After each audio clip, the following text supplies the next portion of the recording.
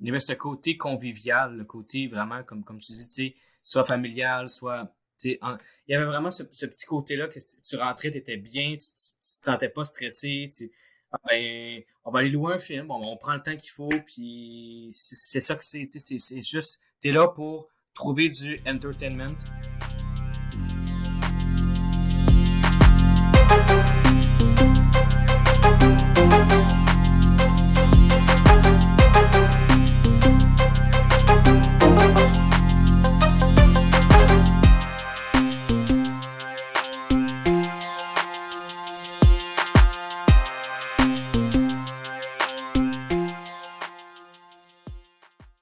Bonjour, bonsoir, bienvenue à Frais de retard, le podcast où l'on parle de cinéma avec des anciens commis de clubs vidéo.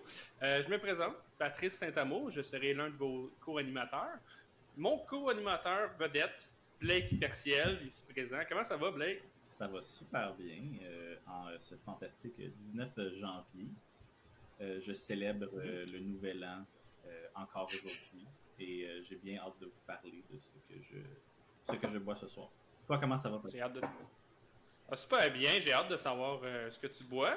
Tu nous as mis un peu l'eau à la bouche en nous disant le prix. Donc, j'ai hâte de voir.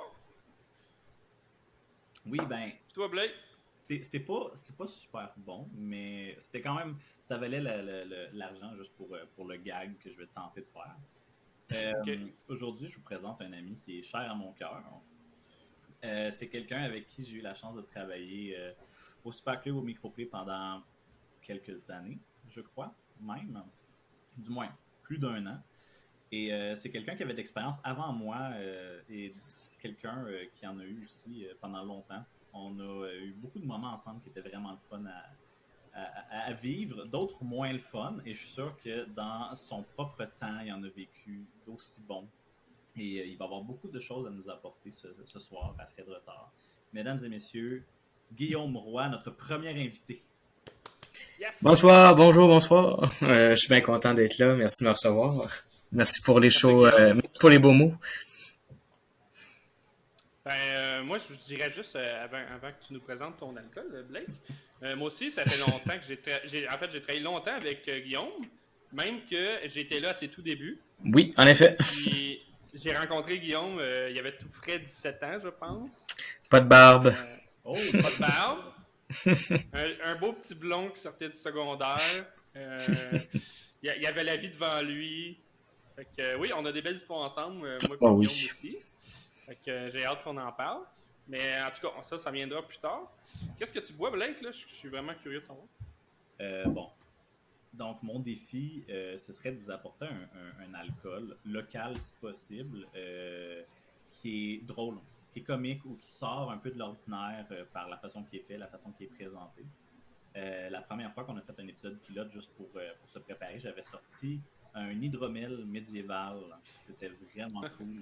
Guillaume, t'aurais vraiment aimé. Je vais le ressortir au courant de nos épisodes à un moment donné parce que on l'a pas vraiment vu dans le cadre du podcast. Bien, pour aujourd'hui, j'ai été à la SAQ, j'ai été parler au commis, j'ai été dire, je fais un podcast sur les clubs vidéo. Est-ce que tu as quelque chose à me conseiller? Il a dit, OK, fait qu'on cherche quelque chose de très ancien et désuet. Hein? J'ai dit oui. Oh ouais! Précisément, on cherche quelque chose d'ancien et désuet. Il avait quel âge, lui, à peu près? Il y a... c'est une bonne question. Moi, je suis vraiment pas bon pour estimer l'âge. Comme... Là. Il est dans 20 ans ou 50? Il est dans vingtaine. Il disait, ma mère était gérante dans un club vidéo. Ah, c'est le fun! Il l'a dit d'une manière... comme elle était gérante dans le temps dans un club vidéo. Comme, moi aussi, j'étais gérant dans un club vidéo, qu'est-ce que t'as à me dire? C'est le vibe de notre interaction. Mais il m'a proposé des affaires. Là. Je vais en avoir pour un bout de temps à vous en montrer, ce qui me le permet, parce que comme je le disais avant l'émission, au prix que c'était, je pense que je vais boire pendant un petit bout de temps, mais c'est pas grave. Le produit que je vous présente ce soir nous vient de l'Italie. OK. Fait que, comme je l'ai dit, très local. Moi, je suis un citoyen du monde. Fait que ça vient de la famille. Et qui dit Italie dit... dit Ferrari. Effectivement. Certainement. Et qui dit Ferrari dit huile à moteur. Alors, voici... Oh, wow! C'est bien beau. C'est un gin. Wow! Un gin. Oh! 500 ml de gin organique de la compagnie Engine, située en Italie. Oui. Engine! Le commis m'a dit, tu vas pouvoir dire pendant ton podcast, j'ai sorti ça, des boules à mythes du garage de mon père, tu sais, un peu comme, des vieux films de clubs vidéo. Fait que, prenant ces insultes, j'ai décidé de l'acheter.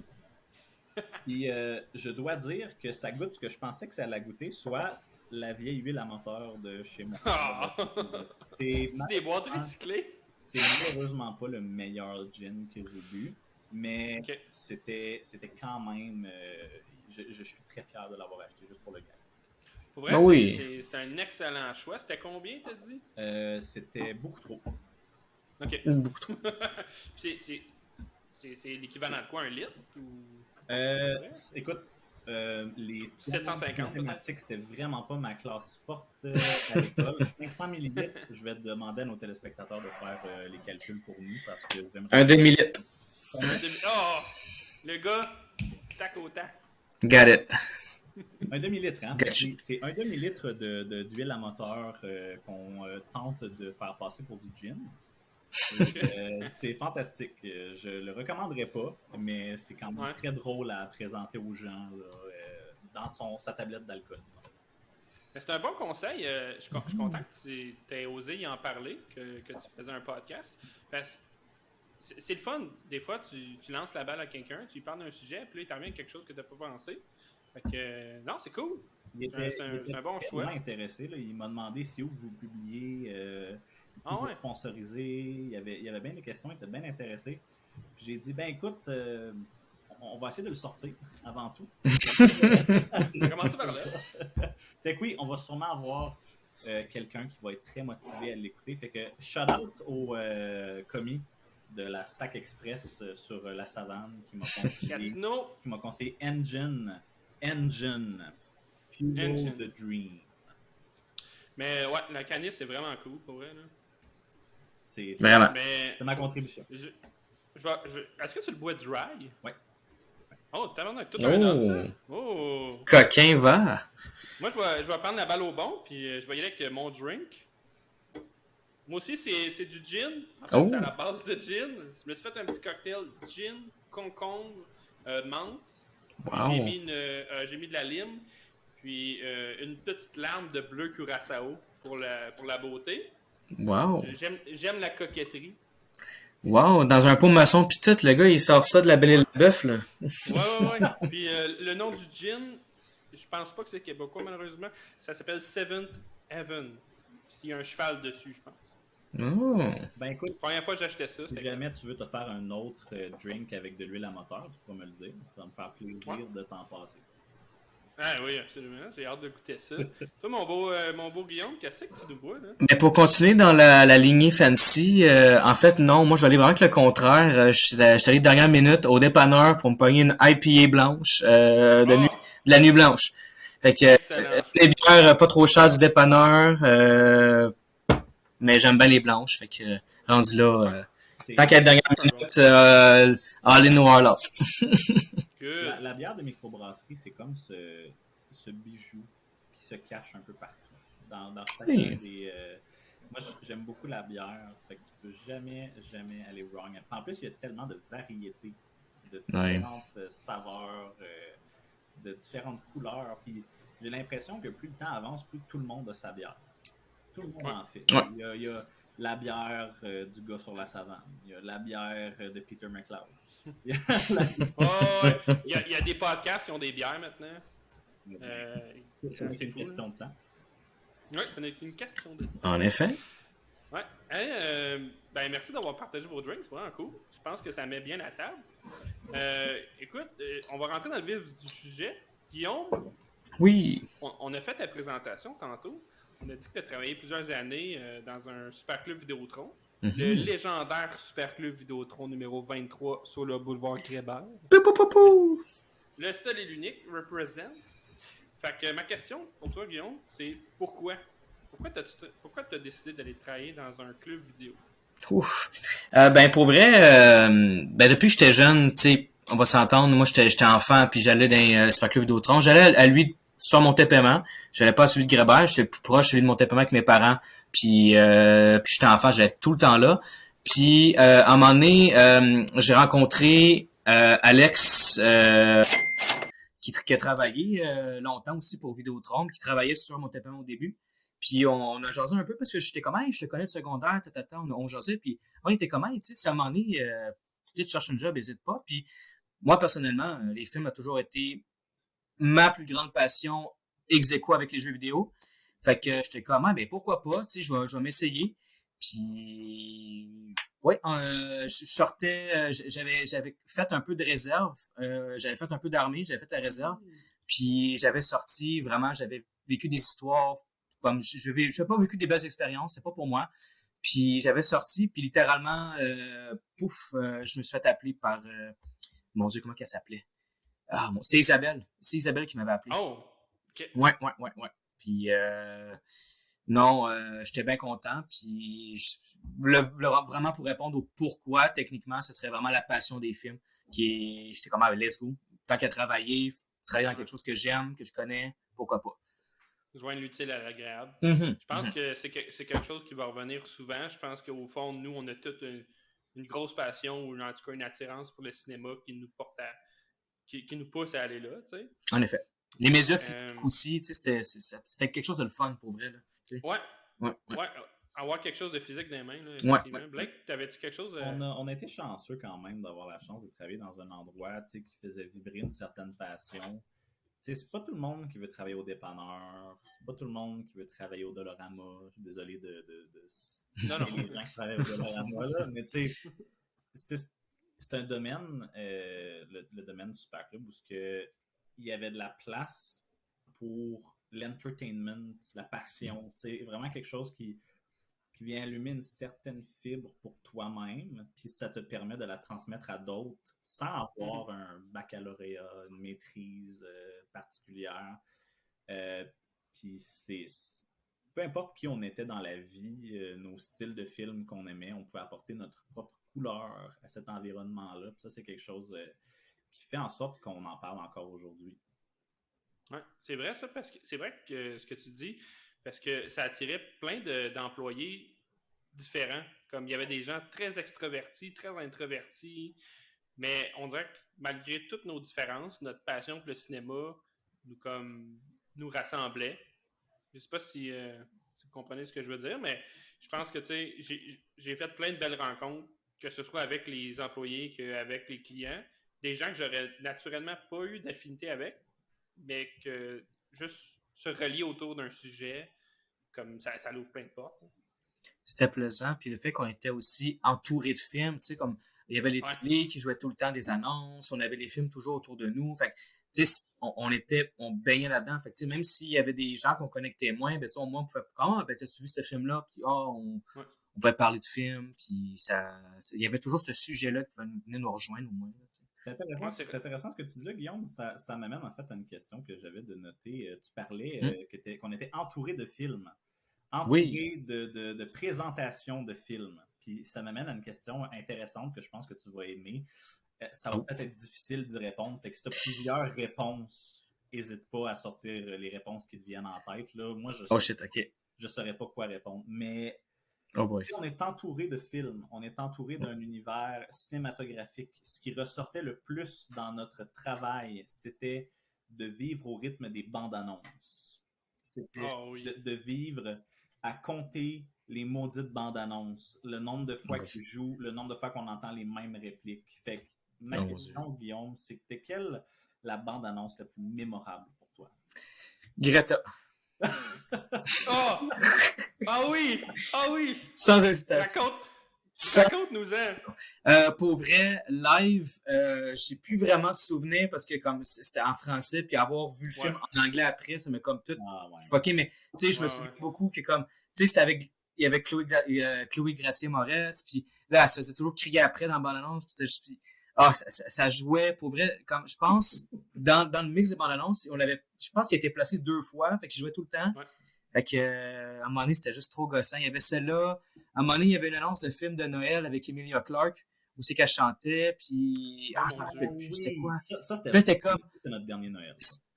This the season to be, to be jolly, comme, c'est vraiment que son accent jolly, puis j'étais comme, oh my god. Genre, là, J'ai un flash de mémoire. Quand tu as dit ça, là, je me souviens exactement du film, je me souviens exactement du moment. Puis tu dis ça, puis là, je me rends compte que le film n'était même pas sorti dans le temps des fêtes. C'était sorti. Non, ouais. C'était sorti c'était l'été. Oui, hein, c'était dans l'été. La neige fondait. Mais vous parliez de Greta.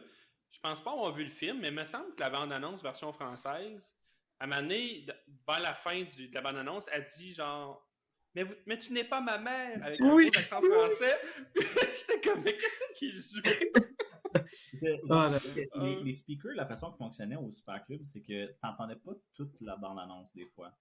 Tu entendais des parties de bande-annonce qui étaient comme l'équivalent de surexposé, mais pour le son, là, tu sais. Fait que tu avais genre des spikes de volume durant la bande-annonce où tu avais un gros moment où une certaine réplique était super forte, puis tu l'entendais de l'autre bout du magasin. C'était un client qui fait le saut. Là, je faisais, c'est cette bande-annonce-là, tu sais. Ah boy. Hey, sinon, Guillaume, peux-tu expliquer aux gens c'est quoi les avantages de travailler dans un super club Vidéotron? Free popcorn. Alright.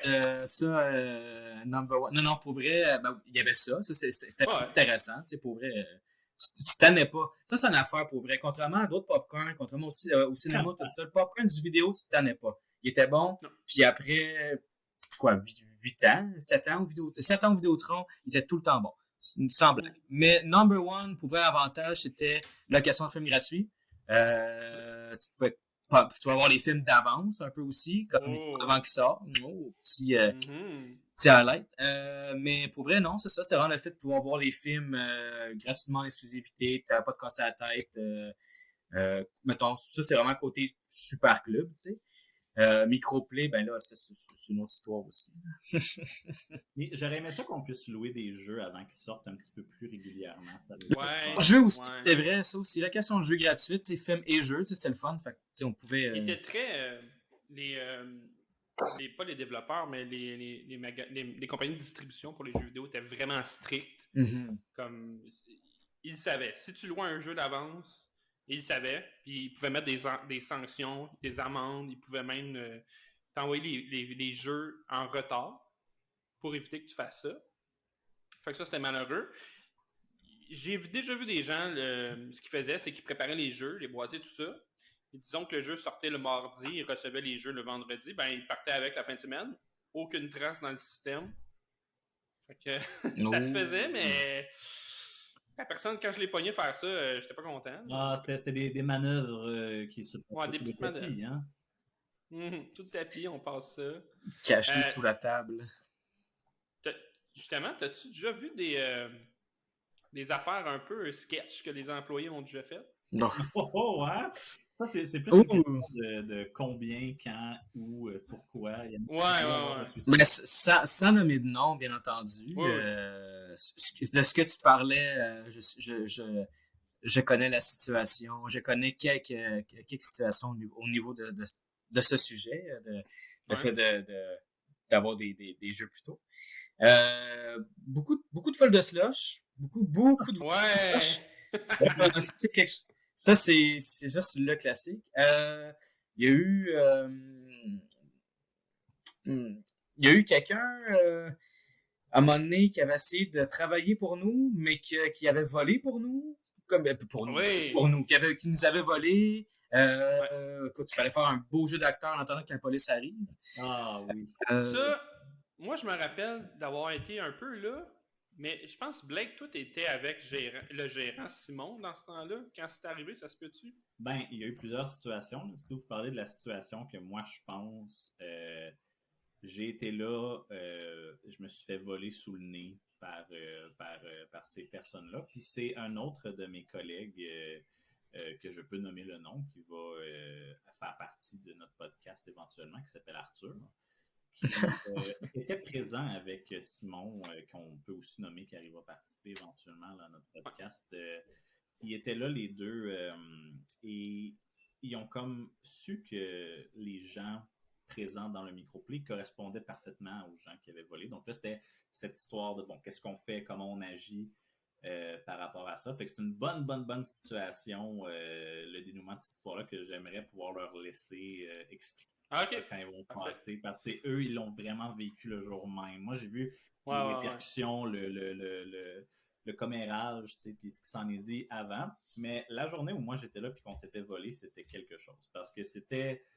Il y a toujours cette situation de tir à la corde où tu es comme, bon, je pense que ces personnes-là sont en train de voler, j'ai pas le droit de les retenir physiquement, right? Non. Puis je veux pas nécessairement les retenir physiquement non plus, tu sais.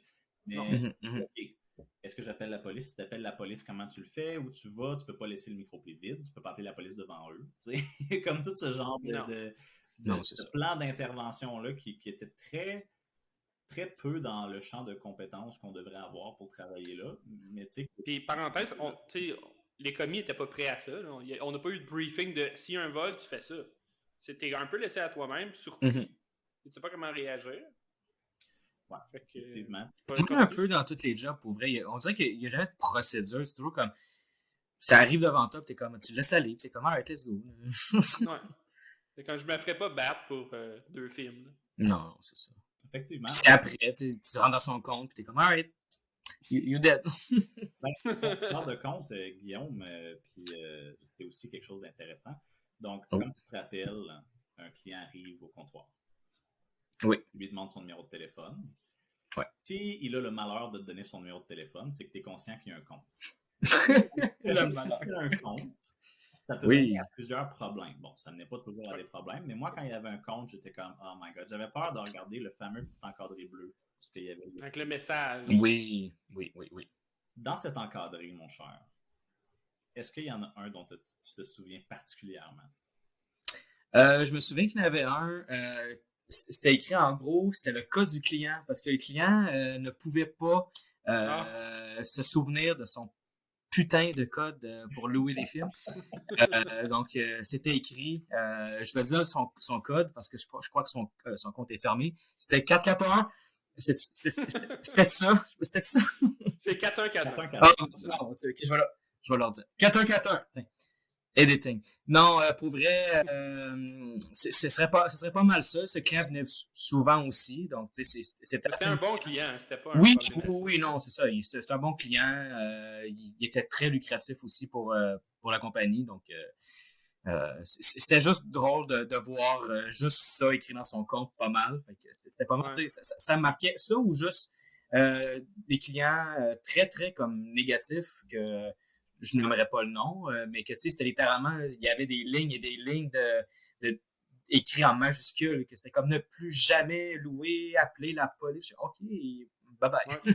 Puis là, tu sais, quand tu pèses Enter, après tu as le numéro de téléphone, toi, tu as ton écran, puis tu as le petit écran. Donc, il faut que tu lises le message, parce que ça te pop d'en face, tu n'as pas le choix de le lire. Tu peux pas procéder à la location. Encore drôle. Fait que là, ouais. Non, c'est ça.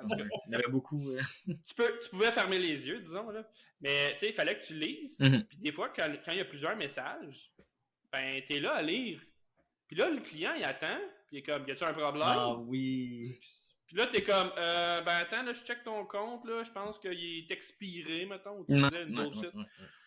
Puis là, c'était écrit comme, je me rappelle un cas, c'était écrit client très agressif, peut louer, mais connaît les règlements, tout ça, Fait que finalement, c'était un peu inutile d'écrire ça, là, mais c'était juste pour te donner un red flag que ça va peut-être être compliqué. Ça te préparait un peu à la transaction dans un sens. T'es comme, ah, OK, tu me prouves ce que je vois. Je me souviens d'une note dans un compte qui disait attention, client avoir déjà commis des vols, ne pas laisser louer, appeler la police. Des trucs de même. Puis j'étais comme, je n'appellerai pas la police. Sous prétexte que je connais pas la personne. La personne n'avait pas l'air agressive. C'était juste une personne qui était à la caisse puis qui louait. Mais j'ai fait savoir, bon, j'ai une note dans le compte d'une haute dirigeante qui dit très clairement, malheureusement, je ne peux pas louer parce qu'il y a des soupçons de vol. Et la personne a compris et est partie. Fait que, des fois, ça allait bien. Mais des fois, tu avais t'avais le client typique qui venait, te lançait le jeu sur le comptoir, il ne parlait pas. Là, tu demandais son numéro de téléphone, puis il prenait le clavier, puis il l'écrivait lui-même. Ouais. Là t'arrivais dans le compte, puis c'était écrit client agressif, etc. A ramené des manettes qui marchent pas, tu sais, puis là t'es comme, pourquoi t'es Il y a un ici? compte en rouge, là, tu sais, avec le Ouais, gros c'est affaire rouge. ça. Mhm. Puis, ben, un détail intéressant, souvent, ces gens-là, ils venaient le soir. Comme, Oui. Ben oui. tu sais, genre 15 minutes avant de fermer. En pyjama. Ah oui, ben oui, en pyjama l'hiver, pas de trouble. Toi, t'es dans le magasin, un commis est à un bout, l'autre commis est à l'autre bout. T'entends quelqu'un rentrer parce que t'es en train de soit faire des retours ou tu fais le ménage, tu places les films, tout ça. Fait que là, tu lèves ta tête. OK, fuck, lui, je le connais. Ah ouais, OK. Ouais, OK, ça va être ça à soir. Fait que là, les deux commis, ça regarde. C'est toi le superviseur, c'est toi qui y vas, là. C'est un peu ça. Fait que là, tu y vas, puis là, t'essayes, là. Tu te mets dedans, tu dis, hey, salut, ça va, qu'est-ce que tu as choisi, puis tu essaies de créer un petit lien pour rendre toute l'expérience la plus facile pour tout le monde. Puis souvent, ça allait bien, souvent, ils tastinaient sur des niaiseries, des fois, ils faisaient de l'attitude, là, le CD va-tu marcher? T'es comme, je sais pas, là, je pense Probablement Mais pas, c'est- monsieur. Probablement pas. Ça dépend qu'est-ce que tu loues, là. Si tu loues Bum Rush, ça se peut qu'il soit graffiné parce qu'il y a des gars qui ont fait de la coke dessus, mais ça, c'est pas de ma faute. Ben, C'est tout le temps ça, tu sais. c'est intéressant ce que tu dis, Vas-y, parce vas-y. que c'est beaucoup de compétences à développer au niveau du service à la clientèle. Ouais. C'était pas juste s'assurer que la transaction est comme du monde. Non, il fallait que tu développes des techniques de conseils adaptés, des techniques de résolution de problèmes, comment gérer certaines personnes selon le style qui pouvaient dégager. Autant au niveau émotif que physique. Donc, ça pouvait être particulier. Ces atouts-là qu'on a appris dans la vie, on en avait parlé un petit peu plus dans notre épisode pilote, mais c'était une question intéressante que j'aimerais te reposer, Guillaume. Il y a beaucoup de compétences comme ça qu'on a appris, puis ces compétences-là au service à la clientèle, ou que ce soit dans le conseil ou même dans le counseling, là. Il y a des clients qui parlaient vraiment de choses deep des fois, puis t'étais un peu l'oreille qui écoutait ces choses-là. Ben toi, comment tu utilises des compétences que tu as appris dans le cadre de ton travail, dans ta vie personnelle et dans tes emplois subséquents? Ben pour vrai, c'est une bonne question parce que vu que ça a été techniquement mon premier emploi vraiment comme service à la clientèle, ça m'a vraiment donné une nouvelle perspective. Tu sais, quand tu vas dans les magasins maintenant, mais tu sais, je me mets aussi à la place des gens qui travaillent, des gens qui font ce que je faisais, puis ça, puis je suis comme oh my god, tu sais, ça m'a permis, bizarrement, travailler au Vidéotron m'a permis de me créer moi-même un meilleur client pour les compagnies.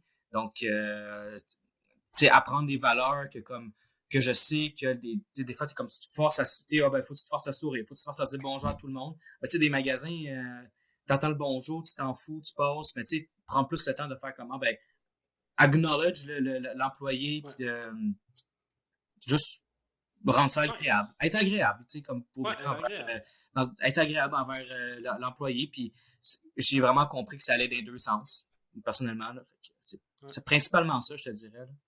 Ouais. Moi, une chose que j'ai appris justement dans toutes mes années d'expérience, c'est que quand dans la vie, il y a des situations désagréables ou des confrontations, disons, ça m'a appris beaucoup pour comme désescalader une situation, il faut prendre le contrôle. Il faut que tu sois celui qui va stepper in, puis qui va proposer une solution, qui va essayer d'écouter la personne. Tu sais, souvent, quand il y a une personne qui est fâchée ou qui est émotive, peu importe, bien souvent, la solution, c'est juste de l'écouter. Puis essayer de reconstruire avec lui, mettre en mots ses émotions. Tu sais, quelqu'un rentre, il est fâché parce qu'il a loué une console, elle marche pas. Ben, il faut comprendre que lui, sa fin de semaine, c'était ça. Là. Mm-hmm. Tu sais, lui, il est venu, il a fait 20 minutes de char, il a fait un dépôt, il a choisi 4-5 jeux pendant longtemps. Tu sais, des fois, tu venais, tu restais dans le magasin comme 1 heure à choisir. Donc là, tu as plané ta soirée, on achète des chips, de la liqueur, des bonbons, tu fais ton dépôt, grosse transaction, tu t'en vas chez vous, tu installes tout ça, puis ça marche pas. Non, c'est ça. Fait que tu sais, c'est sûr que tu es fâché. Puis t'as beau te dire, hey, l'employé, c'est pas de sa faute, mais toi, tu as quand même une émotion à vivre.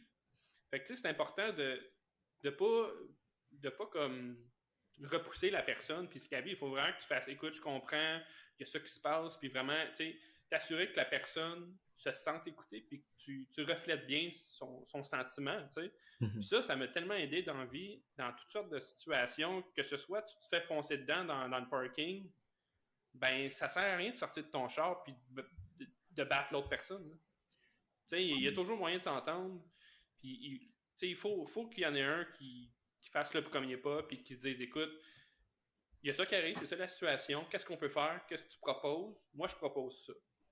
À partir de là, si la personne n'est pas de bonne foi, ben toi au moins, t'as fait ta part, puis t'auras essayé. Après ça, ben, tu sais, les choses se passent comme elles arrivent, mais dans la plupart du temps, ça se passe très bien. Comme s'ils disent, be the bigger man. Yeah, ouais, be the bigger man. Et je trouve ça vraiment, vraiment, vraiment bien ce que tu dis, parce qu'en même temps, toi, Patrice, tu décris comment tu devrais agir face aux gens qui vivent ces situations-là. Puis en même temps, Guillaume, tu parlais d'être conscient de ce que le commis vit derrière le comptoir. C'est deux réalités qui sont interdépendantes, puis qui souvent se tapent un peu entre eux. Parce que tu avais, admettons, le client qui va rentrer puis qui va commencer à chialer. Puis tu sais, là, toi, tu es bien heureux de comprendre la situation, mais parfois, tu n'es peut-être pas heureux de la comprendre parce que c'est ta 5e de suite que tu vis comme ça. Puis tu es comme, ça fait 1h30 que je travaille, puis ça fait 1h30 que je me fais blaster d'émotions négatives constamment. Puis la personne qui est capable de gérer ces situations-là, c'est quelqu'un qui a une carapace incroyable. Puis je veux dire, c'est des atouts fantastiques. Et ça devenait dur pour tout le monde. Puis ce que j'entends dans ton discours, Guillaume, c'est aussi que je pense que tu voudrais que, au lieu qu'il y ait du service militaire obligatoire, c'est qu'il y ait du service à la clientèle obligatoire. Ouais. Ben, comme ça, tout le monde comprendrait, puis on vivrait dans un monde peut-être plus peaceful. Tu sais, peut-être ça vient. L'un ne vient pas sans l'autre, hein, peut-être. Pas besoin de faire service militaire rendu là, tu sais. Paix dans le monde.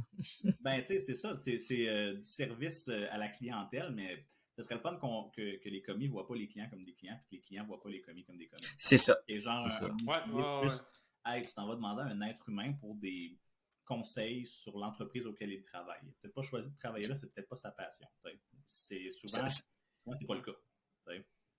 Non. Ça me fait beaucoup penser, tu sais, mettons, dans des villages, ou comme, mettons, tu recules dans plus les années, mettons, 1900, tout ça, tu sais, que c'était vraiment plus petit, local, tu sais, t'allais voir ton boucher, tu le connaissais, puis tu sais, c'était, hey, salut, puis c'était vraiment une relation, comme tu dis, ça brisait un peu plus la relation client-employé, c'était rendu vraiment plus, ben, tu sais, c'est mon habitué, c'est Jean-Guy qui vient chercher son jambon, whatever, tu sais, c'était vraiment, t'avais plus une relation familiale plus proche, tu sais. Ouais, j'aime ce que tu dis là, parce que beaucoup de services à la clientèle, on le voyait pas tant sur notre côté. Quoi qu'on le voyait un peu, c'était surtout au côté de la boutique, puis je pense au magasin, tu sais, à grande surface, là, j'ai travaillé au Simons, c'était comme ça, la boutique vidéo, c'était de même, c'est la vente à suggestion, tu sais, parce que en fait, t'es pas là pour donner du service, t'es plus là pour vendre, créer un quota, créer un nombre d'argent vendu, tandis que nous, sur notre côté, bon, ben, pour survivre, on aimerait ça que la personne loue un film de plus. Bon, ben pour faire ça, qu'est-ce qu'on va faire? On va y parler de notre passion puis de ce qu'on pense qui est excellent pour que la personne ait un bon moment, pour qu'elle revienne parce qu'elle se sent complète par rapport à ça puis que ça vient chercher les cordes de ce qui la fait résonner elle et pas nécessairement son argent. Et ça, je trouve que c'est un bon point parce que, tu sais, exemple, un magasin de souliers. Tu rentres dans un magasin de souliers, c'est sûr que tu as un besoin, tu veux t'acheter des souliers. L'employé qui est là, le vendeur, ben, il comprend ça. Tu sais?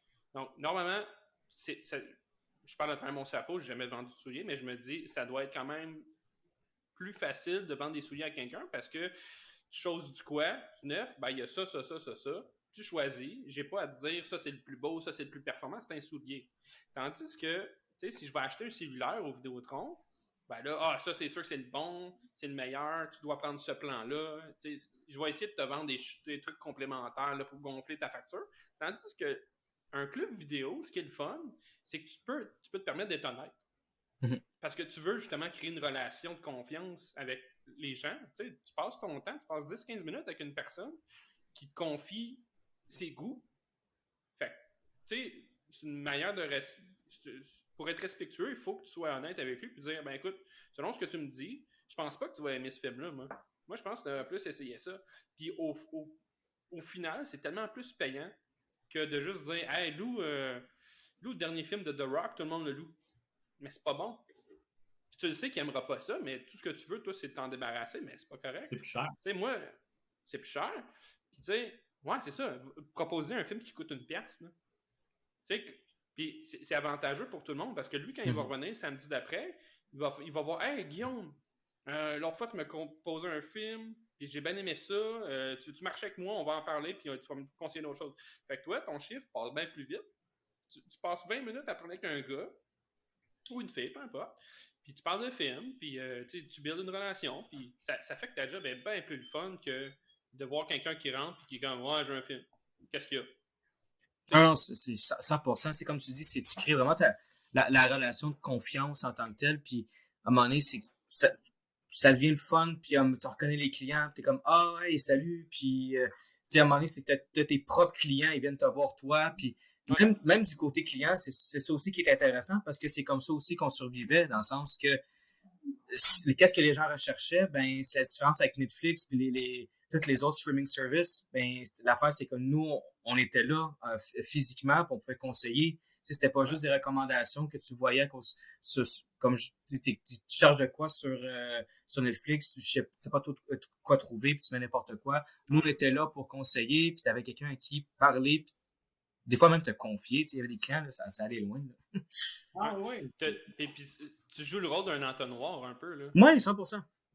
Parce que les gens, ils n'ont pas nécessairement le temps de s'informer sur les sorties, les acteurs, qu'est-ce qui s'en vient, qu'est-ce qui est sorti. Eux, ils ont du temps, ils veulent accorder 2-3 heures de leur journée ou même de leur semaine à une activité qui écoute un film. Fait que toi, t'es là pour dire, hey, moi, j'ai écouté ça, j'ai écouté ça, j'ai écouté ça. Je pense que dans ces trois-là, c'est lui que tu vas aimer. Puis ça, c'est tellement enrichissant pour une personne plutôt que d'aller sur Amazon Prime, Netflix. Puis là, pendant une demi-heure, là, tu vas zapper, là, puis tu trouveras pas de film, puis finalement, tu vas mettre n'importe quoi. Non, c'est ça. Ben, tu sais, ton expérience, la qualité de ton expérience est moins mémorable que de prendre ton char, tu vas au magasin, tu parles à quelqu'un, tu choisis un film, tu payes pour ton film, tu retournes chez vous. Tu sais, il y a comme un build-up qui est intéressant dans la sélection d'un film qu'on n'a plus maintenant, malheureusement, avec les streaming services.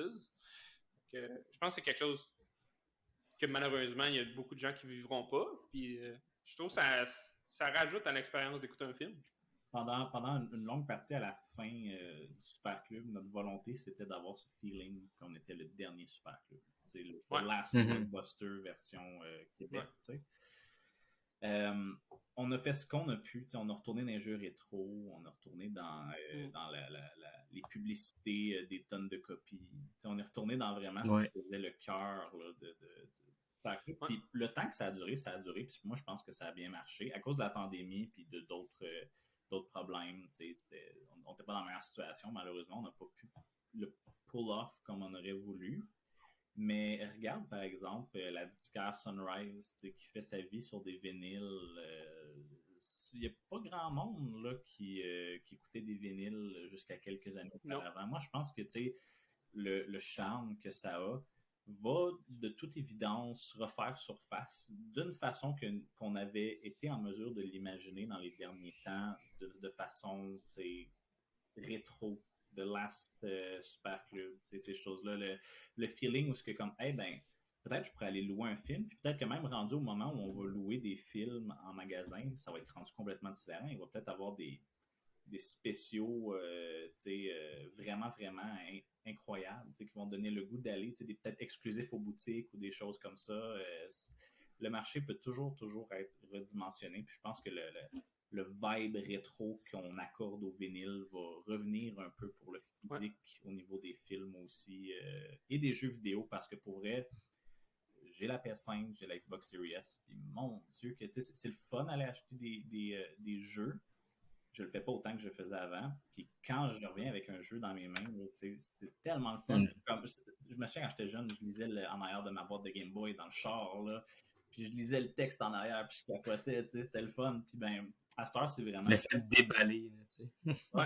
Hey, un jeu neuf, ça sent-tu bon? Ah, Ah.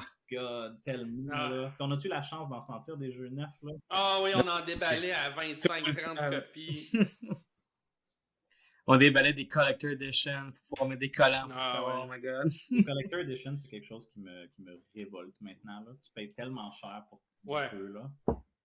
Pour un papier avec un code. là. Oui, Ah, ouais. tellement. Avant, là, tu sais, le collector, tu savais qu'il s'en venait parce que tu entendais le 18 roues reculer légendaire du magasin. Tu savais que la boîte, elle allait être grosse, grosse, grosse. Tu savais qu'elle allait avoir une statue life replica de genre Ezio. Puis tu savais qu'elle allait avoir comme tout Un les- frigidaire. un frigidaire, tu sais, spécial. Tu savais que tu jouais le jeu, puis genre l'orchestre symphonique de Ubisoft venait dans ton salon jouer pendant que Ouais. tu faisais les stages, puis à cette heure, ben c'est ben t'as la soundtrack en digital. Comme c'est correct, là, j'ai YouTube. Non, non, ça fait dur. J'en ai pas de besoin, là, tu sais. Vraiment triste. Mais tu as dit quelque chose qui m'a vraiment accroché. Tu parlais de l'engouement, que peut-être ça allait revenir. Tu sais, les gens, en tout cas, moi, je m'embarque là-dedans, mais tu sais, je suis très nostalgique d'une certaine époque ou de certaines choses. Puis je pense qu'il y a beaucoup de gens comme moi. Puis ça me fait penser, tu sais, aller une soirée au club vidéo, là, contrairement à aller au cinéma, c'est une excellente date. Mhm. Comme, Très bon point. tu vas au cinéma avec ta date, tu parles pas. Il n'y a pas vraiment de rapprochement. Oui, c'est sûr, avant, après, tu peux aller manger, en parler. Puis là ce qui est arrivé arrive, mais louer un film ensemble, c'était une sortie de couple, c'est une date, c'est une sortie familiale, c'est une sortie entre amis. On boit une bière, on s'en va au club vidéo, on commence des films, on s'en va louer Slapshot ou whatever, puis on retourne à la maison, on boit de la bière, puis c'est le fun, là, tu sais. Mhm. Ça crée un petit happening pour pas grand-chose, là. Il y avait ce côté convivial, le côté vraiment, comme tu dis, tu sais, soit familial, soit. Il y avait vraiment ce petit côté-là que tu rentrais, tu étais bien, tu te sentais pas stressé.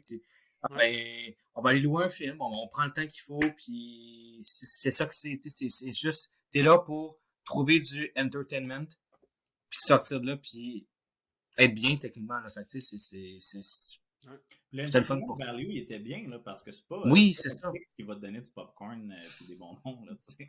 Puis la sélection était bonne, sans blague, là. La sélection était bonne. La sélection, beaucoup, Guillaume, tu dis qu'il y avait une bonne sélection. Si Ouais. tu devais aller sur une île déserte avec 3 films, c'est quoi que tu amènerais avec toi?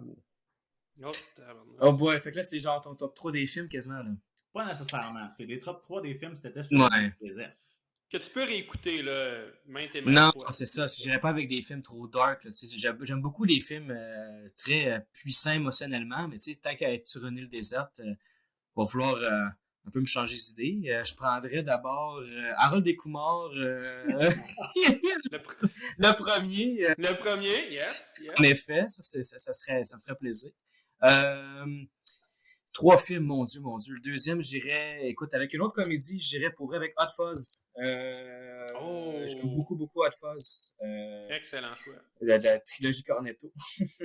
Ouais. Troisième film, quelque chose un peu plus sérieux, j'irais avec mon film préféré de tous les temps, Barry Lyndon.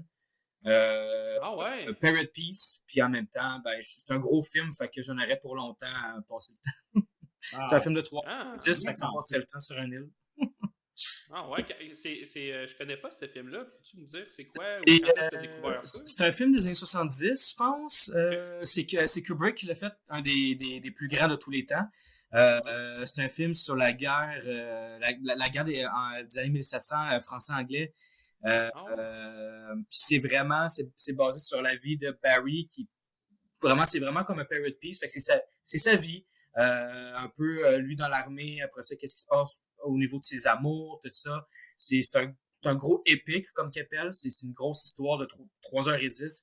C'est un film qui a été 100% filmé avec lumière naturelle. Donc ça, c'est vraiment, vraiment intéressant. Donc ça a vraiment un côté super réaliste. Personnellement, c'est un des films comme historiques les plus réalistes. Puis ça vient beaucoup me chercher personnellement parce que j'ai fait un peu, tu sais, il y a du monde qui font du grandeur nature, tu sais, qu'ils font, mettons, des temps médiévaux. Ben, moi, quand j'étais plus jeune, je me déguisais justement dans le temps que le film se passe. Donc, ça venait un peu plus me chercher pour ce côté-là. Peux-tu rappeler le titre? Barry Lyndon. Barry Lyndon, ok, merci. Je vais Barry regarder Lyndon, ça parce ouais. que j'ai écouté la semaine passée Full Metal Jacket de Kubrick aussi. Puis ça faisait longtemps que je ne l'avais pas vu. Je voulais un peu voir, c'est pas les trucs cachés, mais un peu comme le deuxième degré au film. Oui. Parce qu'à la surface, c'est un film de guerre, tu sais. Mais il y a tout un deuxième niveau de, tu sais, c'est un peu un film satirique, là, si on veut. C'est anti-guerre. Anti-guerre, c'est vraiment anti-guerre. Le oui. message, c'est ça. Puis je l'écoutais en français. Non, parce que. Puis pour vrai, il y a un argument à faire que ce film-là, c'est une comédie. Ah, ben oui. C'est une comédie noire, donc c'est sûr, il y a la satire, mais. Mettons ce que le drill surgeon il dit aux recrues, c'est drôle. Ah, tu peux pas t'empêcher. C'est supposé d'être drôle, là. Tu peux pas t'empêcher de rire. Tu sais, à un moment donné, il dit genre, j'ai jamais vu un tas de merde aussi haut que toi. Puis je suis comme, c'est la meilleure ligne au monde à dire. C'est tellement drôle. Fait que tu sais, t'es comme c'est comme conflictuel les émotions que tu vis. Parce que c'est un film de guerre, c'est sérieux, c'est un drame. Mais en même temps, il y a tellement de petit comic relief ici et là qui vient te chercher. C'est que c'est, tu sais, des fois, quand tu vas tellement loin dans la noirceur, tu vas chercher une certaine lumière. Et ça a peut-être l'air conceptuel, mais tu sais, c'est une grande roue là, qui t'amène qui tourne là au final. Là, plus que tu vas dans un extrême, tu rejoins, si tu veux, l'autre extrême. Fait que plus que tu es dans un univers sombre comme la guerre, j'ai l'impression que ce que Kubrick apportait, c'était que, ben, en réalité, il y en a qui s'éclataient aussi. Il y en a qui s'éclataient. Ouais. Puis c'est weird. C'est weird, mais c'est la réalité. Puis en même temps, tu sais, le film apporte des thèmes très, très intenses comme le suicide, etc. Puis tout en mélangeant ça avec wow, le drill sergeant est tellement drôle, mais en réalité, ce qu'il dit est affreux, là. On rit, mais il dit comme ah, j'ai jamais vu un tas de merde aussi haut que toi. T'sais, la personne est là pour mourir. Mais toi, t'es là puis t'es crampé en regardant le film parce que c'est comme, comme la folie. Là. Plus tu vas vers la décadence, plus que parfois tu trouves une certaine paix. Puis ça touche même au PTSD. C'est très, très, très. Bon. C'est un film que ça montre vraiment le génie de Kubrick parce que ça rejoint tout le monde, ce film-là. Tu sais, t'as les bros qui veulent juste voir du meurtre puis du sang, ils vont être comblés. Parce que t'as ce personnage-là dans le film. Le personnage principal, c'est un peu l'intello qui est là pour prendre des photos, c'est un journaliste, c'est pas ça qu'il veut faire dans la vie. T'as toutes sortes de personnages et de situations humaines. C'est un grand film. Animal Mother, qui est littéralement quasiment le Rambo du film. Oui, absolument. Il court avec sa mitraillette. Ah ouais, peur de rien. Je suis vraiment content qu'on en parle parce que c'est mon deuxième film préféré de tous les temps, sans blague. Je l'ai écouté, je pense, 15 fois facilement. Ça m'a marqué parce que on parle beaucoup du Sergeant. Puis une affaire que j'aime beaucoup, c'est que la première scène du film, quand il se promène puis il parle pas mal à tout le monde puis il se présente puis là il crie pas mal tout le long, ben c'est improvisé. Il n'y avait pas de script à rien, c'était comme la caméra est allée, ok, let's go, puis c'est littéralement l'acteur, c'est un ancien il y a comme un ancien Joe Surgeon, je pense, fait que littéralement il savait ce qu'il faisait là, fait que il l'a laissé aller puis c'est une machine le gars là, puis corrigez-moi si je me trompe, mais il n'y a aucune vedette dans ce film-là. Ben, pas vraiment. Il y en a un que je te dirais, le personnage principal qui se fait comme Joker dans le film, qui Joker, c'est lui qui devient en Stranger Things, c'est le père Eleven, tu sais, avec les cheveux là, gris, c'est lui. Mais non, c'est ça, je te dis. Mention spéciale à Vincent D'Onofrio. Oui, ben oui, c'est. Ben oui. Dans Gotham, hein? Non, il joue dans Hawkeye, je crois. Il a joué dans Devil, c'est le Kingpin. Donc, puis, c'est Kingpin! On en parlait. On était comme, ça n'a pas de bon sens parce que son rôle dans Full Metal Jacket, moi, j'ai de la misère à croire que c'était cet acteur-là. Il est tellement. C'est tellement une performance. Puis quand j'ai vu ce film-là, quand j'étais jeune, ça m'a traumatisé pour des bonnes raisons. Là. Puis là, je regarde ça, puis je suis comme, wow, le gars, il a acté ça. Puis tu reconnais plus le personnage que tu reconnais l'acteur. Ça en dit long. Ça en dit très, très Mhm. long. Puis oui, c'est ça. Fait que je savais même pas que moi non plus, jusqu'à tout récemment, que c'était lui qui faisait cet acteur-là. Puis écoute, fantastique performance. C'est ce qui vole, pour moi, une grosse partie de la première partie du film, là. C'est plaisant de voir justement que, tu sais, c'est pas des faces que tu reconnais. Tu sais, mettons, il y a beaucoup de films que, mettons, tu sais, c'est, ah, ben oui, ben c'est Tom Cruise. Ah, ben oui, mais tu sais, c'est juste, c'est des noms qui reviennent tout le temps. Puis, tandis que là, c'est comme, ah, ben, c'est le fun des faces que t'as pas vu vraiment avant, que t'as pas vraiment connecté. Fait que c'est quelque chose à découvrir, tu sais. Fait que c'est comment, ben, oui, J'aime beaucoup les acteurs qui transcendent leur personne, dans le sens que, tu sais, t'as des acteurs qui y échappent pas à leur succès. Tu sais, leur succès dépasse leur talent.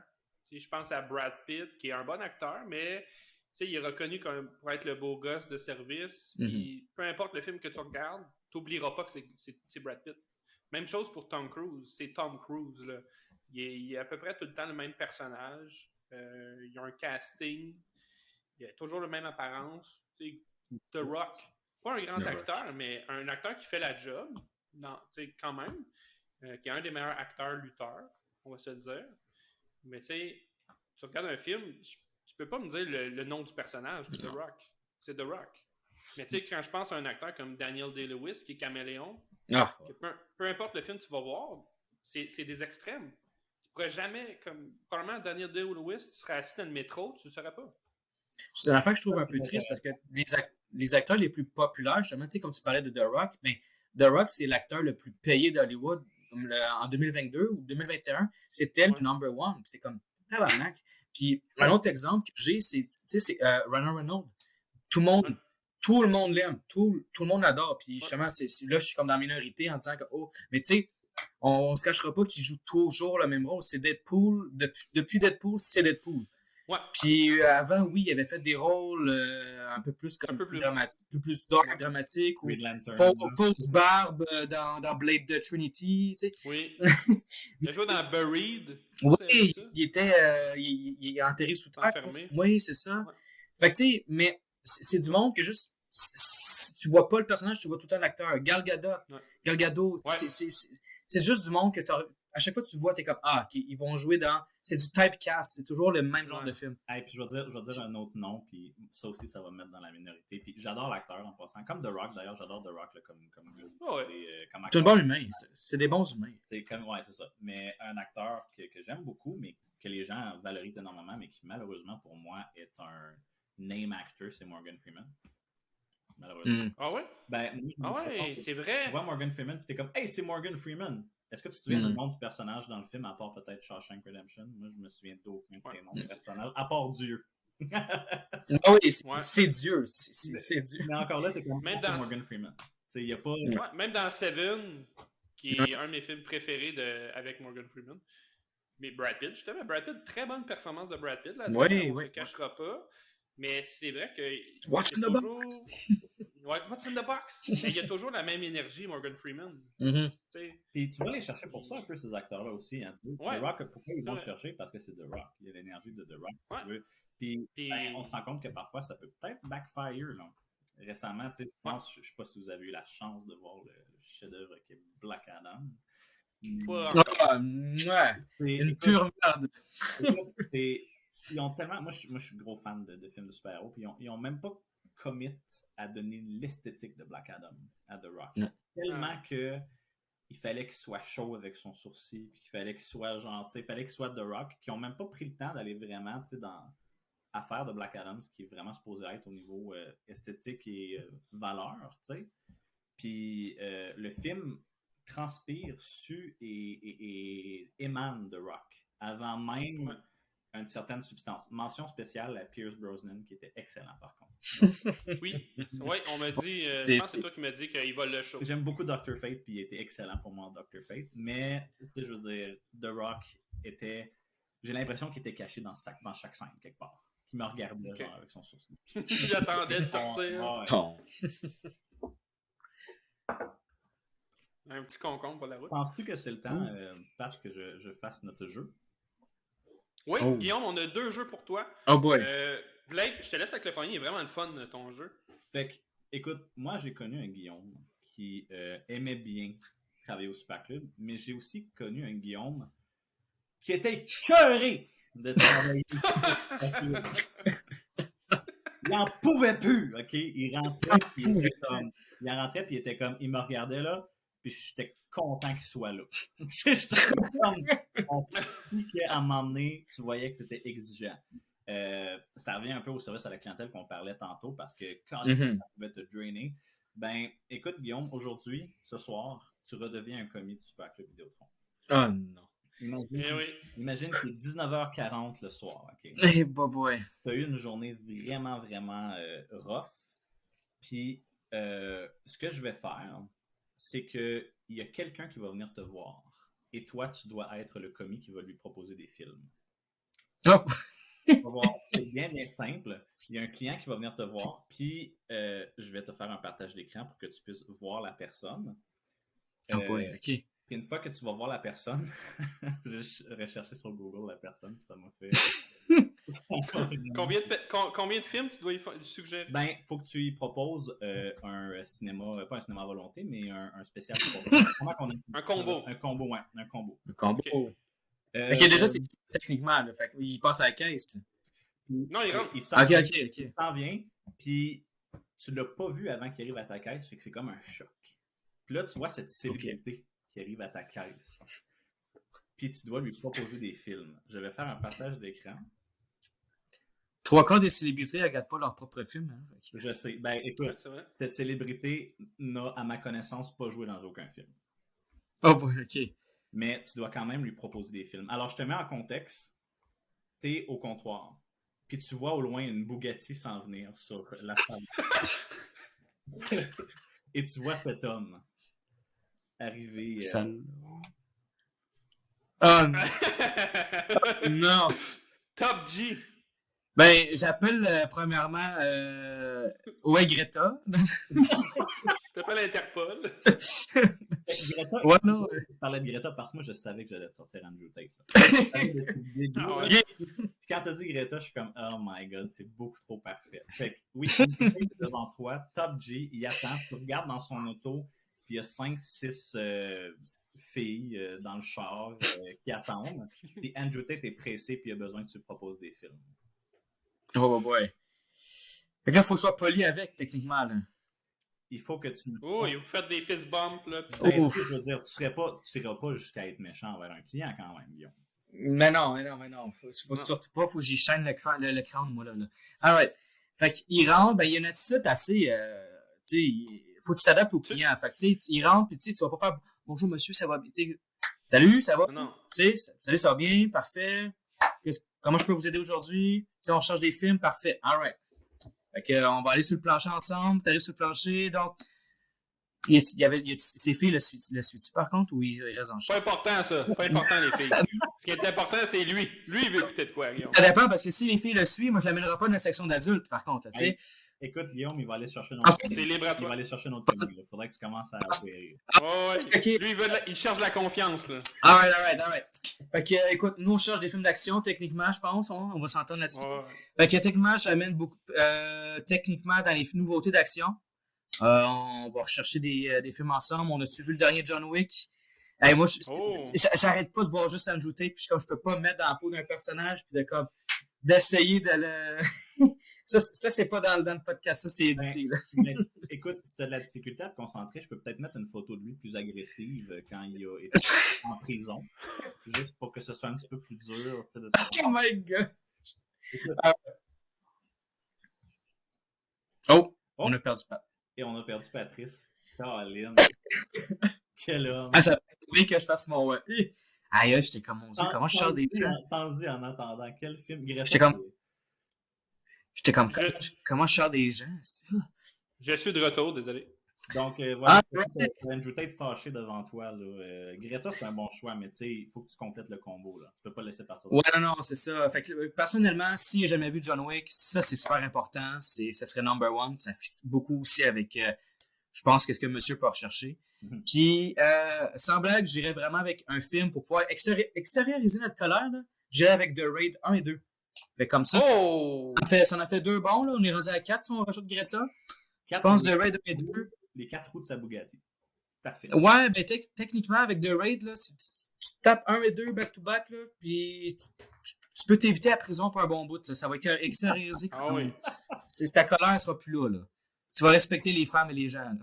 Et bon choix de Raid. Oui, c'est très... Ça, là, c'est... Il n'y a personne d'autre qu'un commis du Super Club qui aurait pu proposer ça.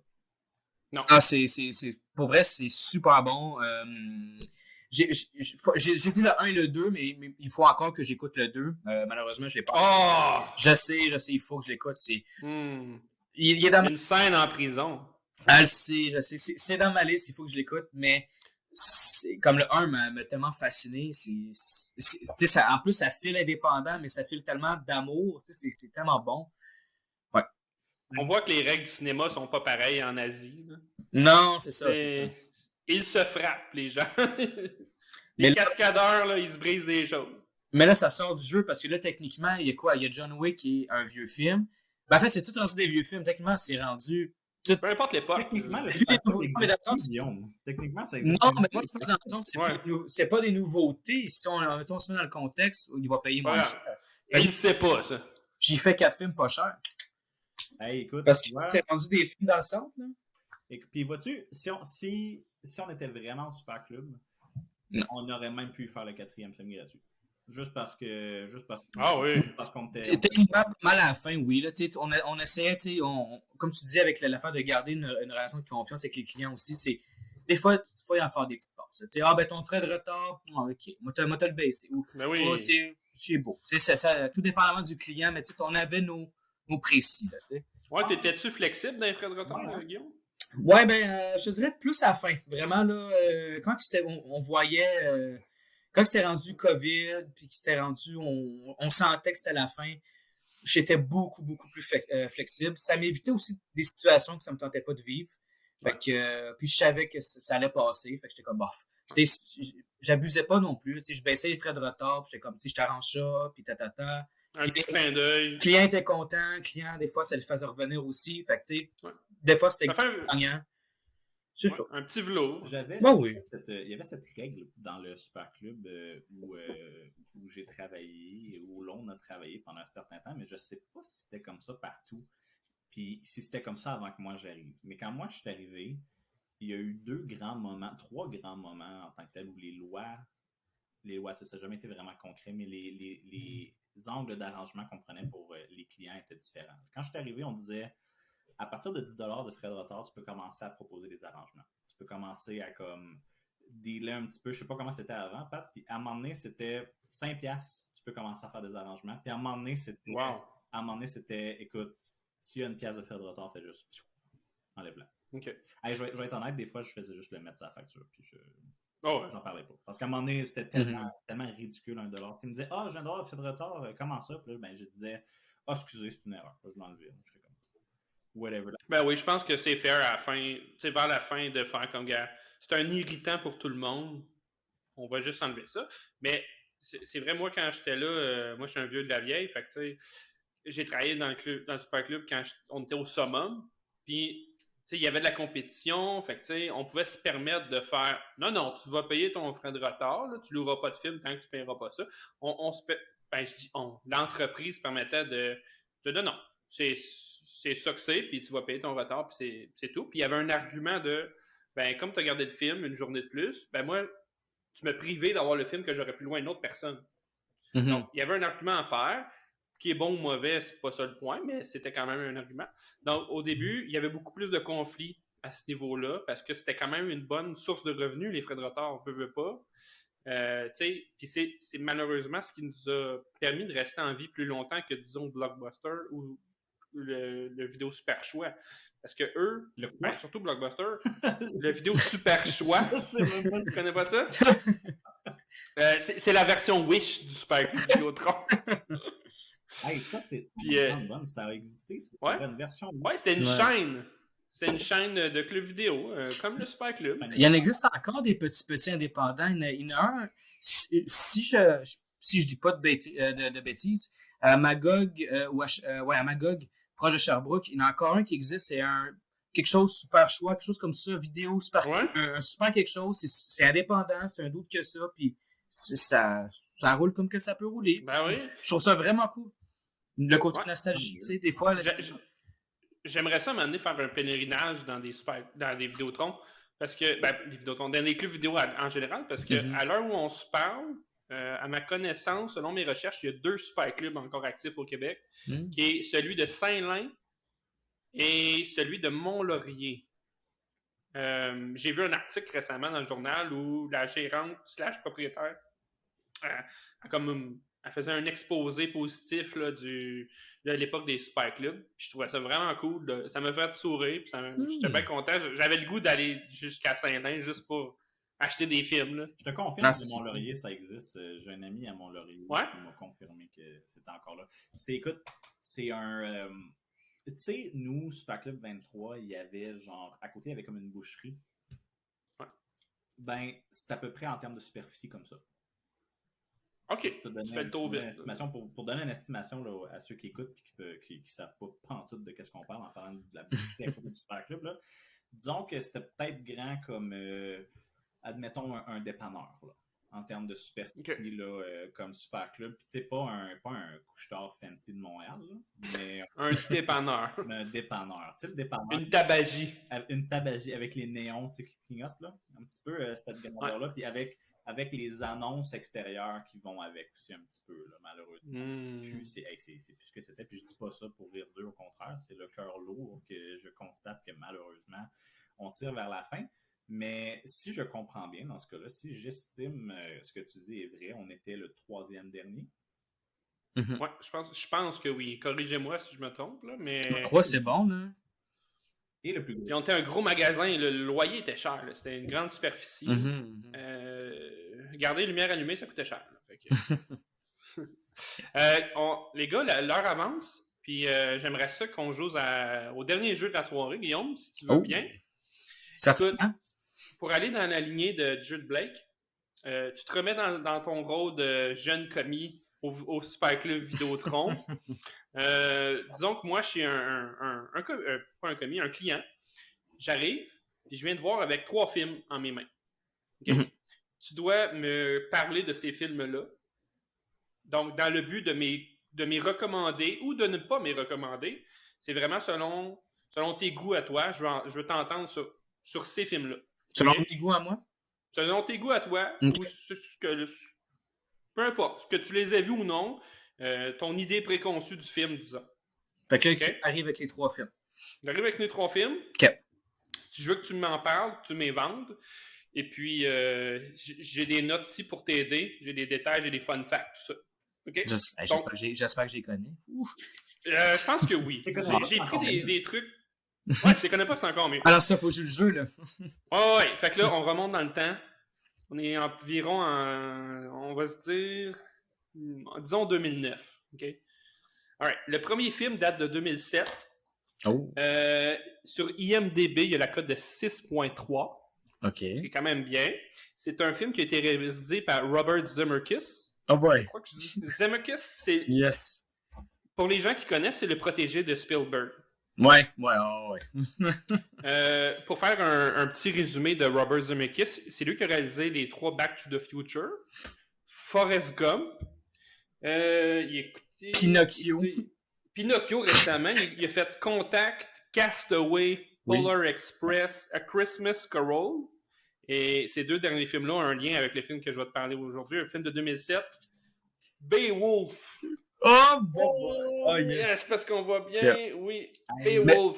Mais là, il y a 2 contextes, là. Parce que si je me mets dans un contexte d'aujourd'hui, je suis full hype. Mais si je me mets dans un contexte de 2009, faut que je parle contre le film.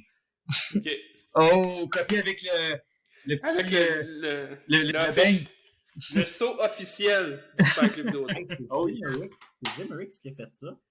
Yes. Ouais, incroyable. C'est le film qui... techniquement, c'est le film qui l'a fait comme capoter sur la technologie... Motion capture. Motion capture, c'est ça. Comme il l'avait testé avec Polar Express, je pense que c'était avant. Ça se peut-tu? Ouais. C'était avant. Oui. C'est un petit peu avant. Puis il avait aimé ça. Puis là, Beowulf l'a pogné à piqûre. Puis il était comme... Ah!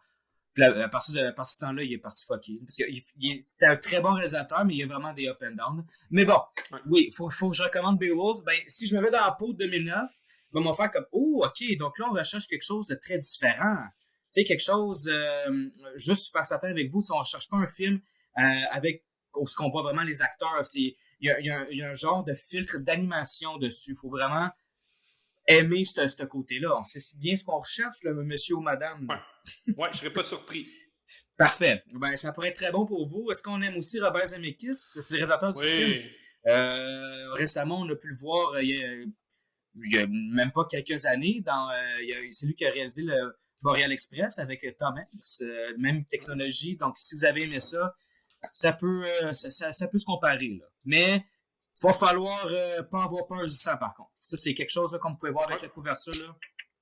Hein? Dans la version DVD, je pense qu'il y a environ 8 minutes de trucs qui a été coupé de la version théâtre. Donc, il y a du sang, de la sexualité, de la nudité. Mettant en vedette Anthony Hopkins et Angelina Jolie. Ouais. Hein? Angelina Jolie, si on l'aime beaucoup, justement, elle est présente dans le film et elle est très, très habillée. Ouais. Habillée en or. Oui. C'est vrai.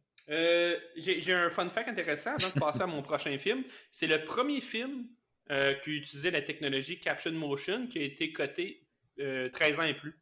Ah. Donc, premier film d'animation motion capture avec de la violence, j'imagine. C'est un film qui a eu un budget de 150 millions. Ouh. Oh. Puis, ça a plus ou moins bien passé au box-office parce que ça a fait 196 millions seulement.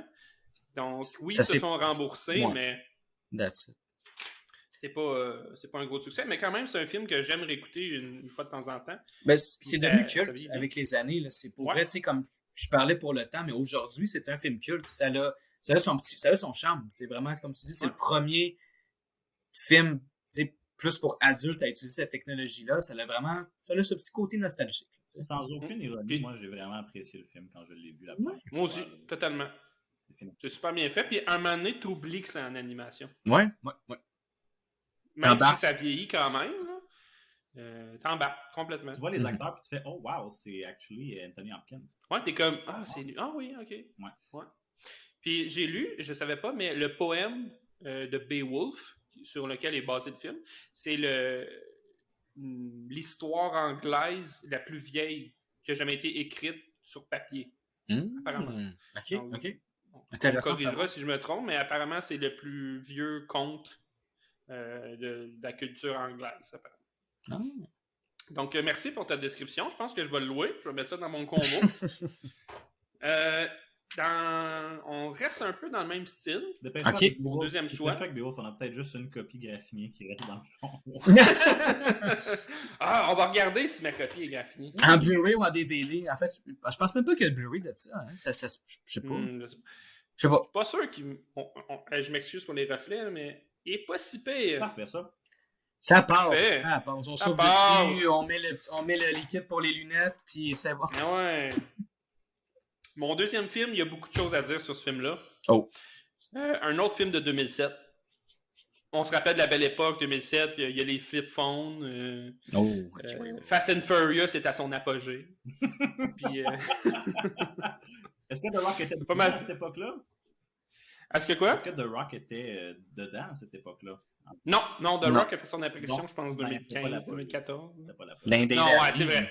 Mais, sinon, à la radio, il y avait Justin Timberlake, je crois, avec Bringing Sexy Back. Je pense.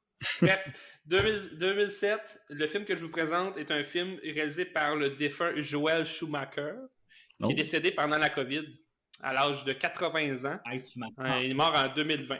M'apprends ça. Moi aussi, j'avais aucune idée. Je me souviens d'un film en particulier, mais je veux pas te spoiler si c'est ce film-là qui sort. Avant de vous présenter mon film, je vais vous dire qu'est-ce qu'il a réalisé. Il a réalisé en 2004 Le Fantôme de l'Opéra, qui est très bon. Phone Booth, La Cabine, avec Colin Farrell. J'ai tellement aimé ça, La Cabine. Là. Ah oui? Ben oui. Ça, je me rappelle, je l'ai vu au cinéma. Ouais. 8 mm. Ça, je suis pas sûr s'il l'a réalisé ou produit, mais je pense qu'il l'a réalisé. Batman et Robin. Batman Forever. Batman Forever, il y a un lien avec le film dont je vais vous parler. Falling Down. C'est lui qui a fait Falling Down. Ouais, c'est lui qui a fait Falling Down. Flatliners et The Lost Boys. OK. Lost Boys. Donc, le film, c'est le nombre 23. Oh, boy. The Number 23 avec Jim Carrey. Je l'ai vu, en plus, je pense, même pas au complet. Je l'ai vu avec mes parents quand j'étais jeune. Damn. Ah OK. ouais? Alright. Ben, techniquement, est-ce qu'on aime Jim Carrey en tant que personne comique? Oui, merveilleux. Tout le monde l'aime, techniquement, Jim Carrey. Ouais. Il est fou, il est malade. En 2007, il était pas encore trop fou. Fait qu'on l'aimait, tout le monde l'aimait, tu sais. Fait que, ben, techniquement, si je me souviens bien, c'est son deuxième, troisième, I guess, film plus sérieux, ouais, parce qu'il avait fait Truman Show avant. Ouais. Puis, je pense qu'il avait fait Eternal Sunshine. J'ai plus sérieux, même Truman Show, ça reste une comédie, mais tu sais, ça sort un peu de juste des rôles un peu comme juste débiles. Ace Ventura. Oui, c'est ça, mais qui sont merveilleux, là, tu sais, c'est juste comme, c'est de l'humour absurde, c'est ça. Mais tu sais, Eternal Sunshine, c'était sorti avant, je pense aussi, comme tu dis, là, en effet, qui était un chef-d'œuvre. Mais non, le Number 23, je l'avais pas vu, mais mettons, c'est pour le vendre à un client, tu sais, un film que t'as pas vu, ben tu fais juste, tu parles des expériences, mettons, on voit souvent, mettons, on lit les derrière de films, ou on voit, mettons, la pochette, ben oui, ben justement, c'est un film aussi que Jim Carrey est sérieux dedans, ça va être un suspense qui a quand même bien coté, tu t'en vas sur IMDb, tu checkes la cote, ben c'est ta. Fait que c'est comme ça, techniquement, tu vends un film à un client que t'as pas vu, parce que moi, je l'ai vraiment pas vu, puis des fois, tu joues le jeu, ou tu peux être aussi vraiment tu dis la vérité, puis t'es juste comme, ben, tu sais, je l'ai pas vu, voici ce que les critiques en parlent, puis voici ce que je crois que ça peut, ce que ça peut être techniquement. Je pense que ça peut être bon parce que j'ai des connaissances envers cet acteur-là, le réalisateur, puis je pense que les ça collègues t'en ont peut-être parlé aussi. Exactement, c'est ça. Ouais. Puis, pour vrai, comme, là, mettons, je sors de la situation, mais tu sais, j'étais jeune, je pense que je l'avais vu avec mes parents, puis la seule chose que je me souviens, c'est justement, c'est Jim Carrey, je pense qu'il est comme en prison, puis il écrit des chiffres sur le mur, puis il est en train de virer fou. Je sais pas si c'est dans le film. T'as-tu vu le film, Blake? Jamais vu. T'as jamais vu? Ok. Ben, pour faire une histoire courte, c'est un gars que il est marié, une femme, un enfant, puis il travaille comme dans une fourrière. Il y a un camion, puis il doit récupérer des animaux abandonnés, itinérants. Puis là, ça commence, puis c'est la journée de sa fête. Puis il attend juste que son chiffre finisse pour retourner voir sa femme, puis célébrer sa fête. Puis là, ben, il reçoit un call, il y a un chien qui est errant, il faut que tu ailles le chercher. Fait que, OK, je vais aller chercher le chien. Là, il va voir le chien, puis le chien, il s'échappe de lui, puis il essaie de l'amener à quelque part, puis en tout cas, je pense qu'il se retrouve d'un cimetière, puis il l'amène jusqu'à une tombe de nom d'une femme, puis on comprend pas trop pourquoi, mais en tout cas, le chien s'assied devant la tombe, puis on comprend pas c'est quoi la raison de ça. Puis il regarde son collier, puis le nom du chien, c'est Ned. Puis Ned, si on suit les lettres de l'alphabet, puis on les additionne, ça fait le nombre 23. Fait que ça, c'est une des premières coïncidences avec le chiffre qu'il y a au travers du film. Au début du film, il y a 23 coïncidences avec le chiffre 23. Et tout au long du film, il y a plein de clins d'œil à ça. Donc, pourquoi le nombre 23? C'est parce que, étant donné qu'il a été retardé par le chien, il est en retard pour rencontrer sa femme à quelque part. C'était de rendez-vous avec sa femme à quelque part. Puis sa femme, elle attend devant une librairie, puis elle voit par la fenêtre un livre. Il y a un livre rouge qui s'appelle le livre 23. Fait elle rentre dans la boutique, elle décide de l'acheter pour son mari. Et puis là, à partir de là, il y a plein de péripéties qui arrivent. Elle y offre le livre, il commence à lire le livre. Puis il devient obsédé complètement par l'histoire du livre parce que il se met à remarquer qu'il y a plein de parallèles avec sa propre vie à lui. Puis de là, il commence à être obsédé par le chiffre 23. Il le voit partout, il n'en dort plus, il devient agressif. Bref, c'est quand même un bon thriller. Il y a quelques twists dans le film. Un bon plot twist. Si vous aimez les trailers, là, je vous conseille. J'ai été lire les facts sur le film. Puis ils ont vraiment fait un bon travail de marketing parce que le film est sorti, je pense, le 23 février en salle. Il est sorti en DVD le 23 juillet. Jim Carrey aurait été payé 23 millions pour le rôle. Le nom de Jim Carrey et de Joel Schumacher, si on les additionne, ça fait 23. Donc, il y a 23 lettres au total. Ouais.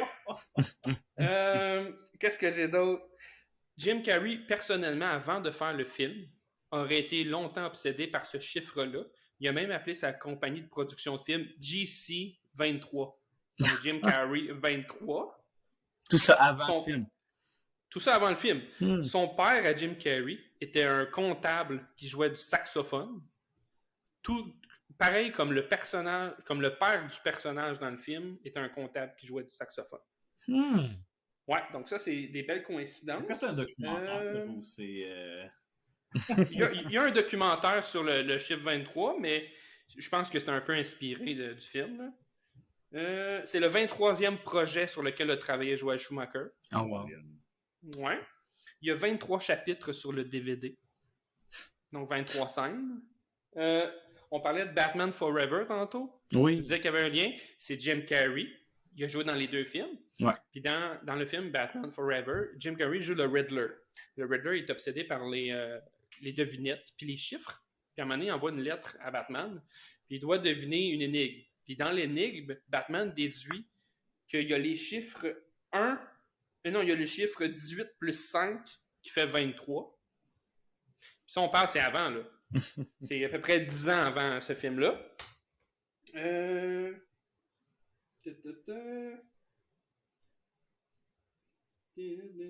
attends une minute, j'ai une autre petite feuille. Ah oui, des liens avec l'histoire réelle. Donc, des événements marquants avec le nombre 23. Julius César aurait été poignardé 23 fois. John F. Kennedy a été assassiné le 22 novembre 1963. Si on additionne 2 plus 2 plus 1 plus 9 plus 6 plus 3, ça fait 23. Et même chose pour le 9/11. Ah non. C'est 9 plus 11 plus 2 plus 0 plus 0 plus 1, ça fait 23. Fait qu'il y a un phénomène apparemment qui est derrière ça, le nom du phénomène m'échappe, mais apparemment les humains, on est obsédés par faire du sens de tout ce qu'on voit. Donc, quand on regarde quelque chose, on veut faire du sens. Notre cerveau est programmé comme ça. Il essaie de trouver une explication logique aux choses qu'on voit. Exemple, si on achète une voiture, une Hyundai blanche, ben, dans la semaine qui suit, on va voir cette voiture-là partout. Puis on va se dire, ça doit être la voiture la plus populaire, la plus vendue, alors que non. C'est juste que notre cerveau est programmé à voir cette voiture-là. Même chose pour le nombre 23. Puis il y a des gens qui ont carrément gâché leur vie à la recherche d'une explication pour ce nombre emblématique, mais selon les experts, c'est juste un phénomène une coïncidence. Bien normal. Coïncidence, c'est juste une coïncidence. Parce que ce que tu parles, c'est un phénomène aussi qu'on a étudié dans ma technique de gestion administrative, qui est le syndrome de récence. Qui, dans le fond, je ne sais pas si c'est tout à fait la même chose, mais je pense que c'est pas mal ça, qui, dans le fond, explique que quand tu témoignes de quelque chose, que ce soit un comportement, que ce soit quelque chose, que ce soit un nombre, j'imagine, dans ce cas-ci, tu vas te porter à le voir beaucoup plus souvent tant que au niveau neurologique tu penses. T'sais. Donc, c'est un syndrome qu'on a appris en gestion à éviter parce que souvent, tu vas, admettons, constater qu'un employé travaille bien, travaille mieux, a fait quelque chose de super bien ou quelque chose de mauvais, puis tu vas avoir tendance à l'évaluer dans des évaluations annuelles en fonction du syndrome de récence sur ce qui est récemment. Fait que c'est intéressant. Je pense que c'est un phénomène qui existe, qui est totalement concret. Définitivement. Mais en tout cas, je vous invite à écouter ce film-là. C'est vraiment à fond. Si vous aimez les thrillers, c'est très bon. Il y a une bonne twist à la fin. Puis Jim Carrey est excellent. C'est un bon film dark. Puis c'est le fun. Oh, intéressant. Notre dernier film pour clore le jeu. Oh. Un film de 2008. Oh. C'est réalisé par Adam McKay. Sur IMDb, il y a la cote de 6.9. OK. Personnellement, je possède 3 chandails de ce film-là. Oh shit. Et une tasse à café. C'est important de dire. C'est un film qui a un budget de 65 millions et il a récolté des recettes de 128 millions. Oh. Donc, c'est un succès. Même si, quand c'est sorti, il y a eu des critiques partagées, parce que, on se cachera pas, c'est une comédie. Puis les comédies au cinéma, ça n'a pas toujours la cote. Mais moi, selon moi, c'est une des dernières comédies qui vaut le détour. Parce que dans les 10 dernières années, je dirais qu'il n'y a pas eu grand-chose de qualité au niveau comédie. C'est un genre qui s'essouffle. Mm-hmm. Bref, sans plus tarder, je vous présente Step Brothers. Will Ferrell, John C. Reilly. Si vous n'avez pas vu Step Brothers, là, vous manquez quelque chose. Adam McKay, avant qu'il essaie d'être sérieux et qu'il fasse Green Book, c'est le même, hein? C'est ça? C'est lui qui a fait Green Book? Me semble que oui. Ouais. Je ne l'ai pas noté, mais ouais. Il essaie de faire des films sérieux, mais il reste en comédie, mon chum.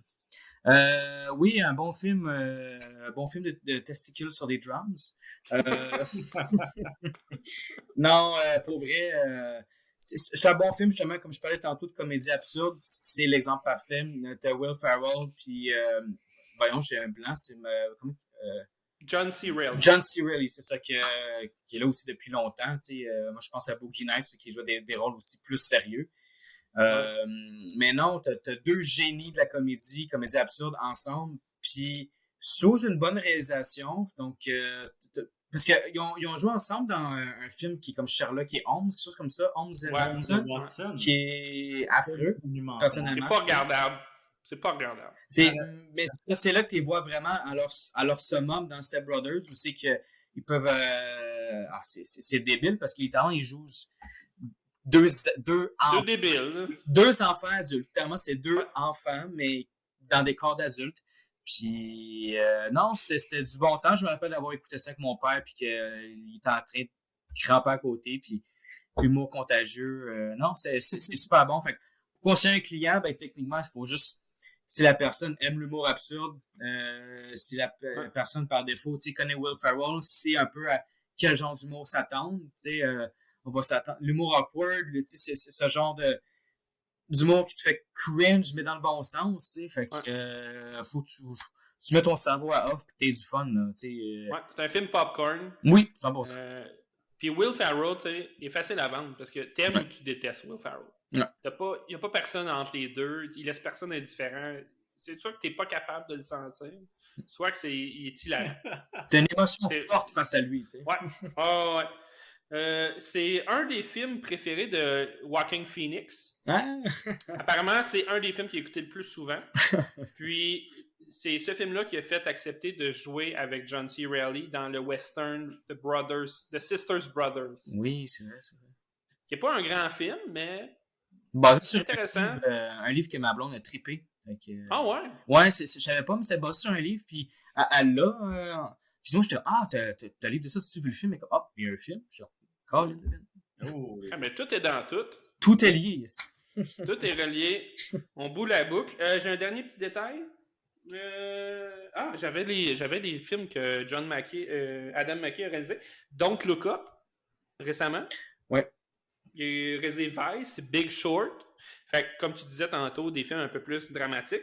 Des films d'Oscar. Des Oscar bait. Oscar bait. Et avant ça, il a réalisé The Other Guys.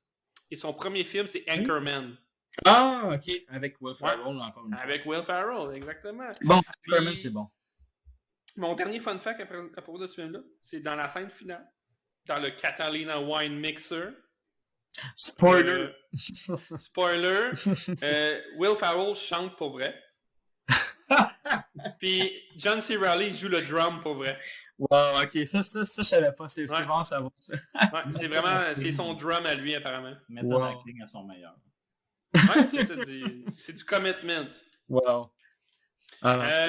C'est ça qui conclut notre jeu. Fait, un dernier regard à ces chefs-d'œuvre. Wow. Une autre époque, 2007-2008, qui est selon moi, 2007-2008, c'est pas mal les meilleures années de films. Il y a eu tellement de bons films sortis dans ces années-là. Je me rappelle, je pense qu'il y avait un gros truc avec les auteurs à cette époque-là. Les auteurs faisaient une grève à Hollywood, puis ça a donné plein de bijoux, comme des gros films d'auteurs, là, comme des No Country for Old Men. There Will Be Blood. There Will Be Blood, des gros films incontournables. Là. Si vous aimez le drame, les performances d'acteurs. Là. Des épiques. Tapez 2007 movies, vous allez avoir du bon temps. Là. 2008, je pense même qu'on a eu droit à Iron Man.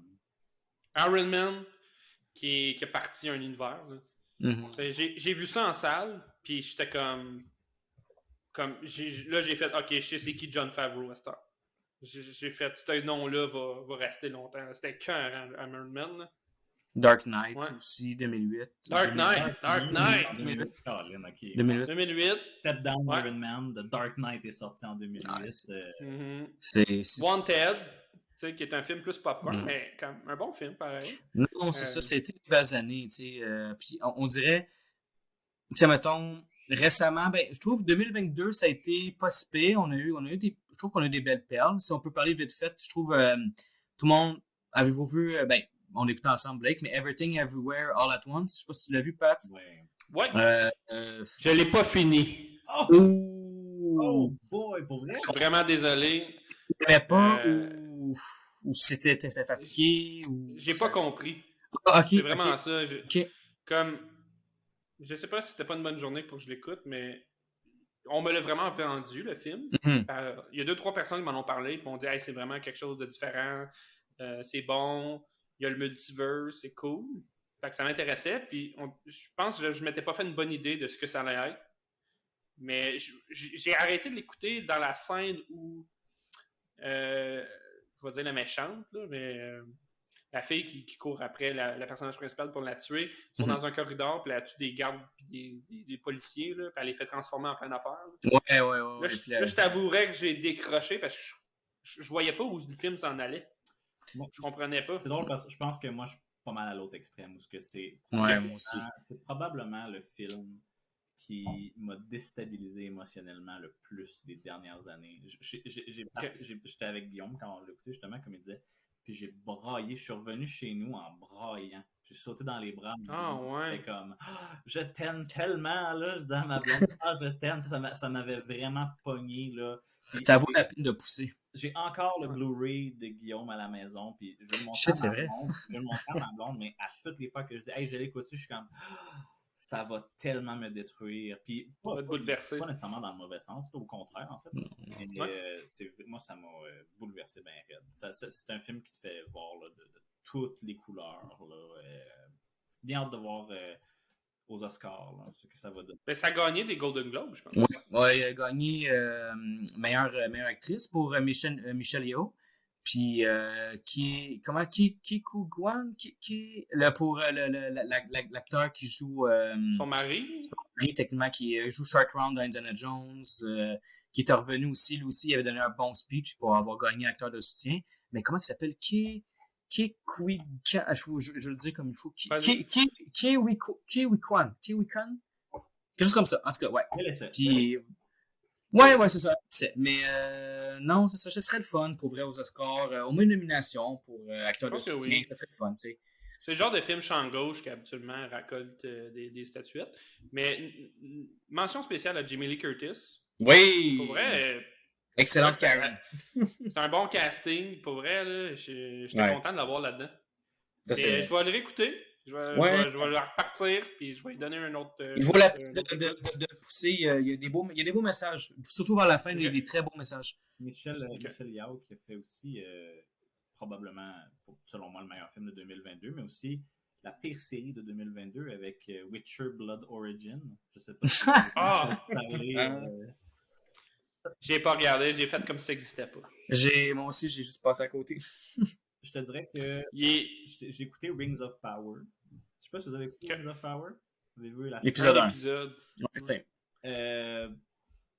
J'ai de la misère à... On dirait que ces deux shows-là se sont fait une compétition pour savoir à quel point on pouvait être absolument déconnecté de la réalité sur lequel on traite. Définitivement. OK. Ah, wow. Mais on n'écoutera pas ça. Non.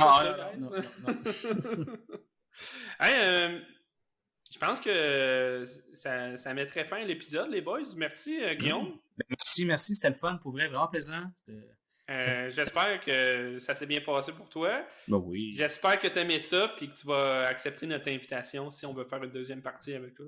Certainement, c'était le fun, les boys. Ça faisait longtemps aussi qu'on n'avait pas comme communiqué les trois en même temps. Fait que c'est cool. Fait que n'importe Ouais. quel. Merci. Blake, tu veux-tu faire le mot de la fin?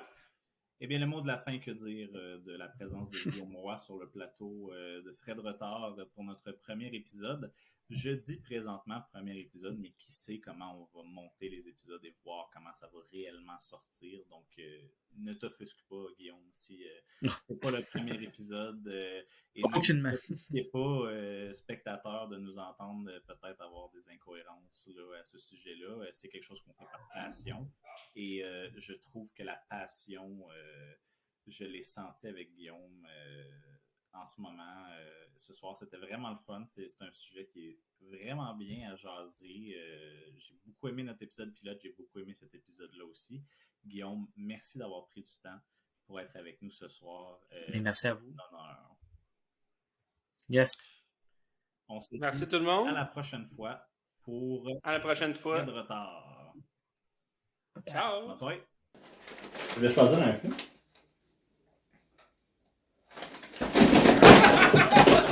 Ah,